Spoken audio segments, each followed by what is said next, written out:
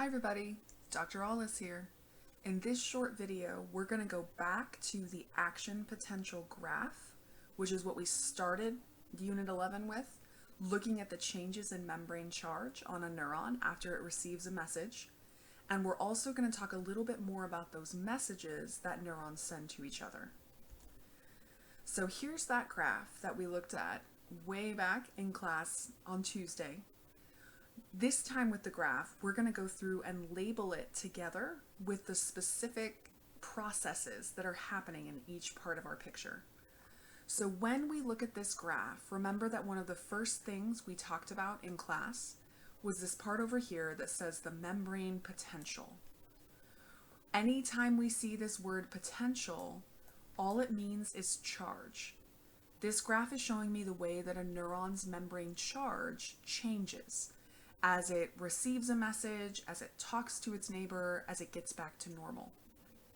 Before a neuron receives a message, it exists at what's called the resting membrane potential. Resting membrane potential. This is my normal charge, and remember that we said we needed to know that number. That's -70 millivolts. My resting membrane potential, my normal charge. Now, a neuron or multiple neurons talks to me at this point. That neuron has talked to me and created something you technically don't have to label, but it's a good tie-in together. It's created a change in my membrane charge that I'd call an EPSP. EPSP, an excitatory postsynaptic potential. My membrane charge has gotten more positive. And in this case, it's gotten so positive that I've gotten up to -55. Remember that -55 is my threshold value. At -55, I open up my voltage-gated sodium channels that are all along the axon hillock and all along the axon. The job of voltage-gated sodium channels is to depolarize my membrane. Depolarize my membrane. I want to depolarize my membrane. I want to get it completely positive because I need to be up at +30 for me to be able to talk to my neighbor. When I'm at +30 millivolts, I've gone 100 millivolts more positive. This is the point where I'm going to release neurotransmitters. So neurotransmitters are released out of my axon terminal when the axon terminal is +30 millivolts.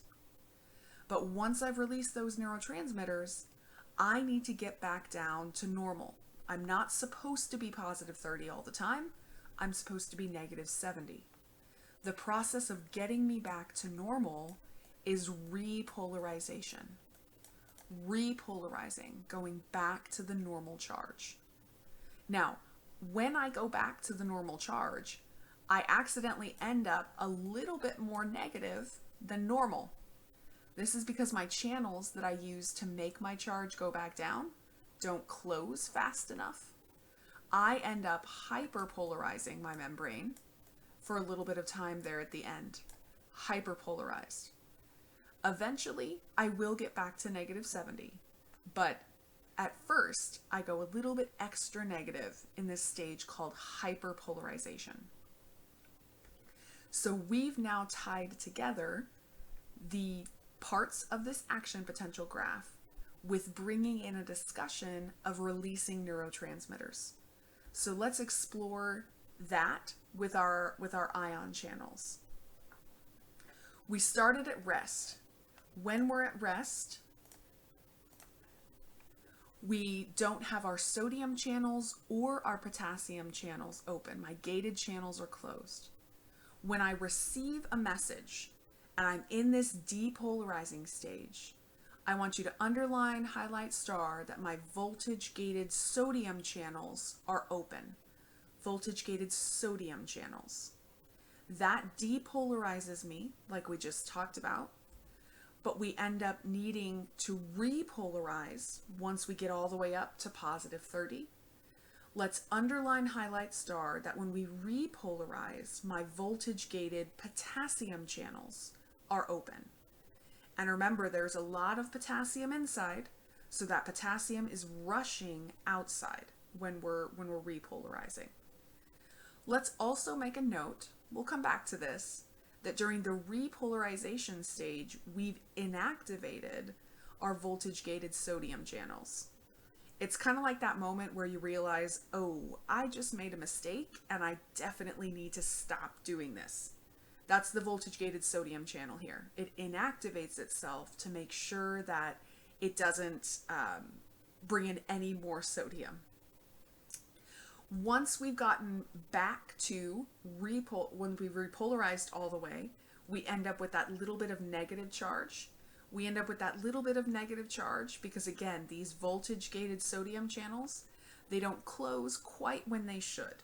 So we'll slowly leak back and forth some potassium to get us back to normal.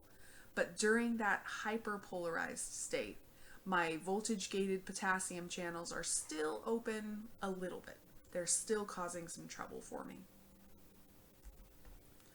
Let's talk about why we want to get to positive 30. Why we want to completely depolarize. When I'm at positive 30 and I'm at my place called the axon terminal, that's the very end of a neuron. If the membrane charge down there gets to positive 30, we're going to open up voltage-gated calcium channels. And once you've written down calcium, I want you to underline, highlight, star it. The only place in a neuron where I release calcium in response to charge differences is the axon terminal. That's because of what calcium does for a neuron. Calcium triggers something called exocytosis. Exocytosis is when a neuron uses a vesicle, it uses a bubble to spit something out outside of it. In particular, what it's spitting out is neurotransmitters. So think of calcium kind of like the lipstick for this neurotransmitter vesicle. If this neurotransmitter vesicle wants to kiss and run, is what they kind of call it, we're going to put a little lipstick on it. We're going to put some calcium on. It's going to kiss the membrane, dump its neurotransmitters, and move away. That's the job of calcium in the process of neurotransmitter release. Or the other way I like to think about it, when the calcium comes into the axon terminal, these vesicles are like, yeah, no, I'm not staying at this party. Spit out their neurotransmitters to the synapse where my two neurons are talking to each other. Technically, the process of neurotransmitter release, this exocytosis, involves two sets of proteins. There's a set of proteins that are attached to my vesicles, and there's a set of proteins that are attached to my membrane. If these two proteins pull together with each other, if they fuse, those neurotransmitters will be released. And calcium helps these two sets of proteins to interact with each other, to be released. When I spit out neurotransmitters at the synapse, there are two kinds of receptors that they might go down and bind to. Some of those receptors are ionotropic, and that's what we're used to, what we've talked about so far. But there's another kind of receptor called metabotropic that I also want to introduce to you. So ionotropic receptors, which is what we've already talked about, are essentially chemically gated ion channels. So we have a neurotransmitter that's been released into my synapse.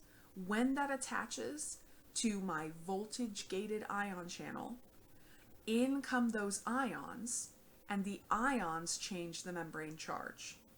So big picture, an ionotropic receptor is one that uses ions to receive a message. As we'll talk about in a moment, this is the fastest way to receive a message. Metabotropic receptors take a little bit more time because they're using something called secondary messengers. When we use a secondary messenger, it looks like this. A neurotransmitter binds to a metabotropic receptor. When it attaches to this receptor, that causes changes in some proteins that are inside the neuron's membrane. So G proteins are proteins that we help to transmit messages. They are secondary messengers. These G proteins get activated, and then they move through the neuron over to an ion channel, and they activate the ion channel. Ultimately, with both of these types of receptors, the way we make a difference in the membrane charge is through ion channels. But with an ionotropic receptor, the neurotransmitter directly attaches to that channel. With a metabotropic receptor, we have to use these secondary messengers. We have to go a little bit more slowly to open up that channel. Here's a good compare and contrast table for us with these two types of receptors. We've already covered a couple of things on this table, but let's add some new ones. The first thing we talked about is how ionotropic receptors have a change very quickly. This is because they directly open an ion channel and let those ions in right away. Metabotropic receptors cause changes a little bit more slowly. This is because a metabotropic receptor uses those things called secondary messengers, which means something inside the cell travels over to an ion channel and then opens up that ion channel. When we're talking about the kinds of effects that these different receptors can have, an ionotropic receptor can either cause a very quick excitatory change in the membrane charge, quickly make it more positive, or quickly make it more negative, an IPSP. Everything with metabotropic receptors is always slow. So metabotropic receptors can make the membrane charge go up, but it's going to take a little bit more time. Metabotropic receptors can make the membrane charge go down. It takes a little more time. But just as you see here in bold, the other benefit of metabotropic receptors is they can have other effects in the cell as well. So they can influence other organelles, for example, in the cytoplasm, or they could even go into the nucleus and change gene expression. So metabotropic receptors, while slow, have a lot more functionality. The one other way we can classify these two types of receptors is that an ionotropic receptor is what we call ligand gated. When my neurotransmitter acts as a ligand, it'll open up the receptor. So I attach something to the receptor and it opens up the channel. When we talk about metabotropic receptors, these are G protein coupled, meaning the way I open them up is using this secondary messenger called a G protein. Make sure we're familiar with these two types of channels and the different kinds of effects they can have. And on a related note, we also need to know which kinds of receptors various neurotransmitters will attach to or will open up. So when we talk about the neurotransmitter we're most familiar with, the one we've been talking about before, acetylcholine. Acetylcholine can actually attach to both ionotropic receptors and metabotropic receptors. When we're talking about doing things like causing your skeletal muscle to contract, that would be an example of acetylcholine attaching to an ionotropic receptor. It causes a fast response. As we'll talk about later in the semester though, rest and digest are parasympathetic responses. Some of those are mediated by metabotropic receptors.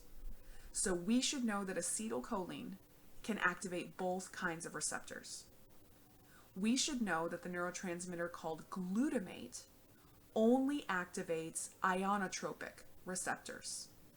Ionotropic receptors, the ones that lead to a fast response. Glutamate opens up those. All of the other neurotransmitters we're asking you to know, all open up metabotropic receptors. So if you can learn who opens up the ionotropic receptor and who opens up both kinds of receptors, You don't even really have to memorize this because it will be obvious to you that the rest are all metabotropic.